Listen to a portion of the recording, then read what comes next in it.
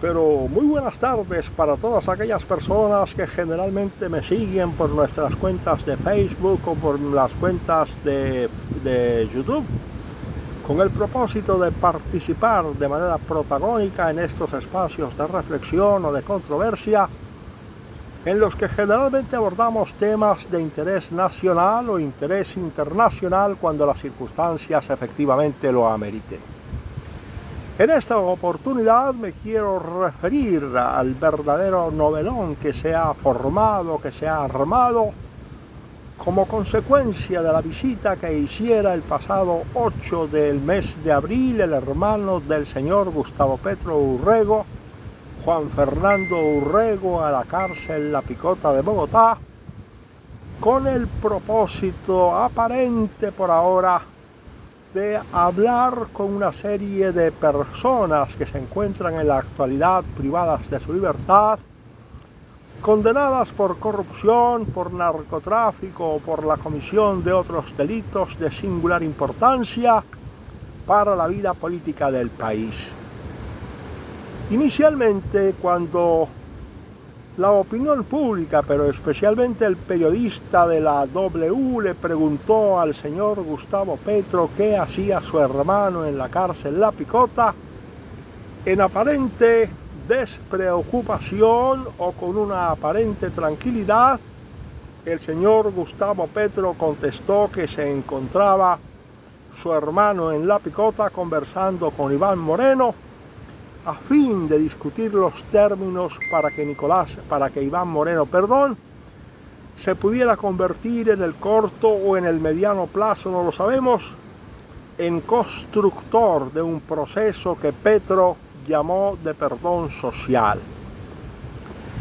Pero no solamente fue eso, sino que Petro prácticamente absolvió por su cuenta y riesgo al señor Iván Moreno de toda culpa, cuando dijo ante el público que el señor Iván Moreno fue un corrupto, esas fueron sus palabras, cuando se le preguntó por las razones que su hermano había tenido para irlo a visitar a la cárcel La Picota de Bogotá. Es decir, que a la conclusión que podríamos llegar cualquier persona de las declaraciones del señor Petro a la W apenas este último lunes, fue la de que su hermano Juan Fernando Petro se acercó a la cárcel La Picota de Bogotá con el exclusivo propósito de conversar con el señor Iván Moreno a fin de que Iván Moreno pudiera convertirse en un constructor de paz, en un constructor de lo que el mismo candidato Petro ha denominado por su cuenta y riesgo el perdón social, que tal como se interpreta de sus propias palabras no sería otra cosa que un perdón que la sociedad le otorga a todas aquellas personas que actualmente se encuentran detenidas en las cárceles de Colombia, con el propósito de que se produzca una gran reconciliación entre los colombianos. Hasta ahí el señor Petro imaginaba, supongo yo, que su propuesta lanzada al aire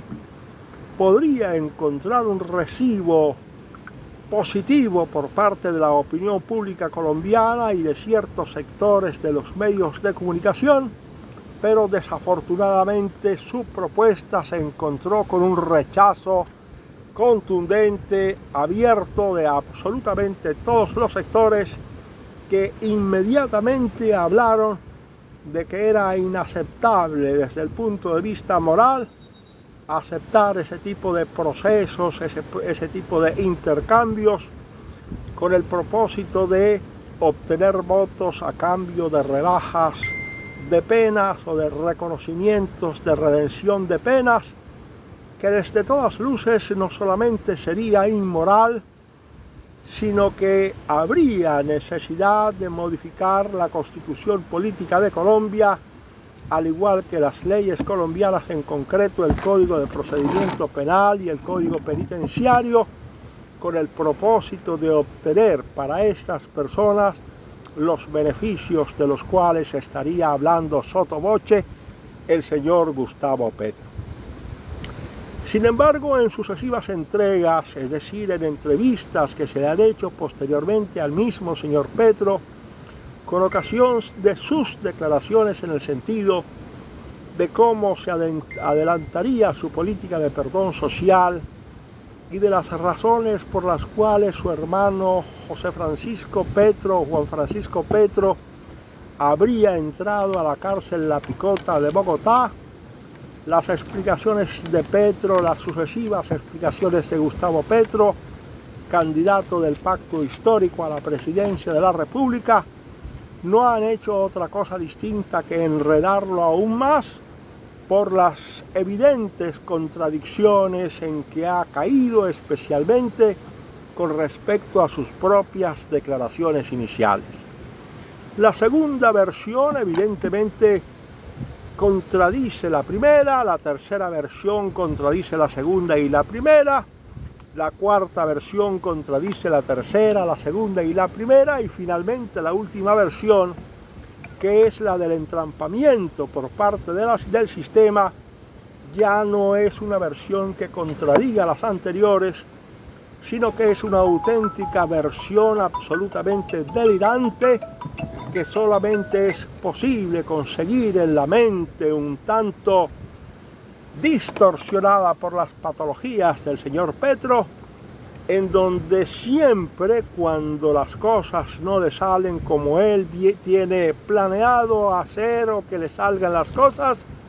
siempre culpa al establecimiento, siempre culpa al sistema colombiano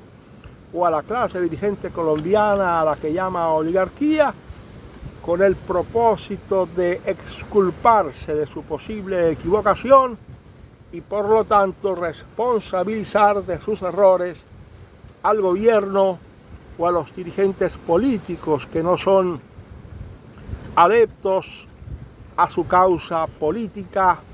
o que no comulgan con sus intereses o que no comulgan con su ideología. Esa especie de permanente contradicción en que ha incurrido el señor Petro con respecto a su primera, a su segunda y a su tercera versión es también notable, es también visible, es también evidente en el caso de si se compara la versión o las distintas versiones del señor Petro con la versión dada por su hermano, el señor Juan Fernando Petro, que a todas luces contradice no solamente la primera versión, sino prácticamente la segunda, la tercera y la cuarta versión, hasta cuando absolutamente todos los hermanos Petro Urrego, más los petrochavistas de este país, terminan coincidiendo en que se trata de un entrampamiento. De tal manera que para mejor fortuna o para que le vaya mejor al señor Petro en dar estas explicaciones que seguramente le está pidiendo la opinión pública de manera rápida, es aconsejable decirle que no trate de crear nuevas narraciones o nuevas narrativas con respecto a esta conducta inapropiada, sino que se limite exclusivamente a decir la verdad y solamente la verdad tal como los hechos sucedieron. Naturalmente que esto se reflejará seguramente en las encuestas, en la intención de voto y seguramente en los resultados electorales del próximo 29 de mayo, porque ese 54 o ese 56% de personas que no estarían dispuestas a votar por Petro en primera vuelta, reforzarían sus argumentos para reiterar esa conducta. Pero además le estaría dando argumentos suficientes a los indecisos y a todas aquellas personas que aún no han decidido a favor de quién o en favor de quién votar para las próximas elecciones del 29 de mayo y por supuesto en las elecciones del mes de junio, en donde se definirá el presidente de la República cuando los dos ganadores en la primera vuelta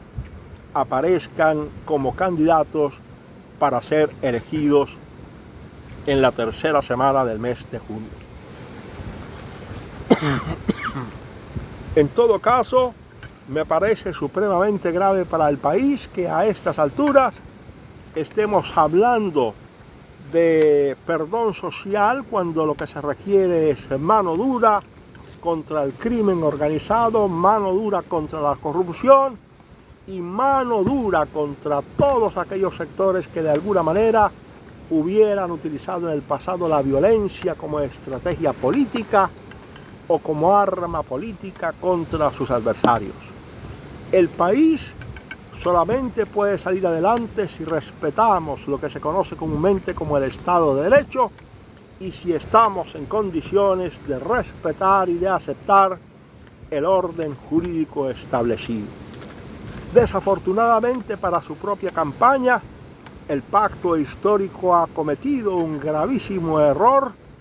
al tratar de agitar las banderas de un perdón social que todavía nosotros no hemos podido entender de qué se trata y que muchas personas no solamente no lo entienden, sino que aún acudiendo al mismo pensamiento del famoso Derrida, que es la persona a quien Petro cita, no se puede entender en el caso colombiano a menos que estemos preparando las circunstancias para que se produzca en el futuro. Ojalá en eso esté completamente equivocado, una guerra civil de incalculables proporciones entre dos importantes sectores de la opinión pública colombiana. Hasta aquí creo que es suficiente mi opinión al respecto. Y naturalmente me despido de ustedes con la esperanza de que tan pronto pasen estas semanas todo se haya aclarado en beneficio del país y el señor Petro tenga la valentía suficiente, que entre otras cosas no la ha tenido hasta el momento, de decir exactamente de qué se trata su ofrecimiento y sobre todo de tratar o de decir con absoluta precisión y rectitud las razones por las cuales ha venido cayendo en una cascada de contradicciones que en vez de aclarar lo que realmente quiso decir o de aclarar lo que realmente quiso proponer, no ha hecho otra cosa distinta que confundir aún más a la ya confundida per se opinión pública colombiana. Hasta pronto, mis amigos, y los espero aquí para una próxima reunión o para un próximo espacio de reflexión y controversia. Para todos ustedes, una feliz tarde.